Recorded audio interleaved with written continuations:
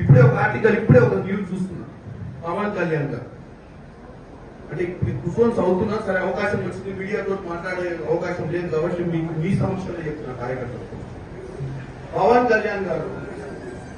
కళ్యాణ్ గారు Congress party Pakistan support చేస్తే పాకిస్తాన్ పోమని చెప్పేటువంటి డైలాగ్ ఉంటుంది. పవన్ కళ్యాణ్ గారిని ఒకరు చెప్పదలుచుకున్నారు. పవన్ కళ్యాణ్ గారు మీరు డిప్యూటీ సరే మొట్టమొదటిసారి ఎమ్మెల్యే, మీకు మంచి అవకాశం వచ్చి డిప్యూటీ సీఎం అయింది. ఇది సినిమా కాదు, స్క్రిప్ట్ రాసిస్తే చదువుకోని. నువ్వు ఒక ఉప ముఖ్యమంత్రి అంటే ఒక స్థాయి ఇచ్చింది, స్థాయికి తగ్గట్టు మాట్లాడాలి. ఎవడో స్క్రిప్ట్ రాసిస్తే చదువుడు, లేకపోతే ప్రధానమంత్రిని నువ్వు కృషి చేయాలనుకుంటే ఇంకేదైనా ప్లాట్ఫామ్ మీద పోయి రాజకీయాలు బంద్ చేసి సినిమా తీసి నంగనారావు తీసినట్టే మనం 2-3 సినిమాలు తీసి ఆయన ప్రసన్నం చేస్తాం.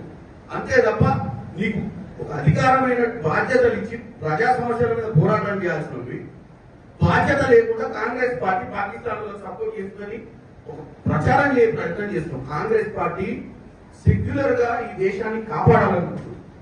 పాకిస్తాన్ ఇక్కడ ఉన్నటువంటి కుల మతాలకు అతీతంగా కాంగ్రెస్ పార్టీ అందరినీ ఒక పట్టున బతికేయాలనుకుంటుంది. పవన్ కళ్యాణ్ గారు మీ నాయకుడు ఎవరినైతే ప్రసన్నం చేస్తున్నాడు నరేంద్ర మోడీ లెక్క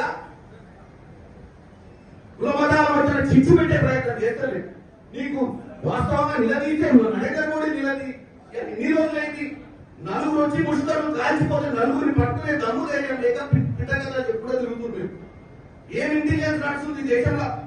నలుగురు వచ్చి మిట్ట మధ్యాహ్నం కూడా బౌండరీ మీద కూడా కాదు, బోర్డర్ మీద కూడా కాదు, లోపలికి వచ్చి 100 కిలోమీటర్ల లోపలికి వచ్చి కాల్చిపోయిన నలుగురిని పట్టలేని నువ్వు పిట్టకథ చెప్తే నువ్వు ఆ పిట్టకథ నువ్వు విని మన కాంగ్రెస్ పార్టీని విషప్రచారం చేసే ప్రయత్నం చేయడం అనేది వాస్తవంగా ఆంధ్ర ప్రజలు నీలాంటి ఉప ముఖ్యమంత్రిగా ఎన్నుకునేందుకు వాళ్ళ క్షేమియాలి.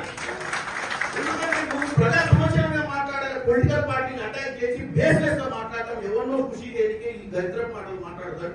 పవన్ కళ్యాణ్ గారికి చెప్తున్నా.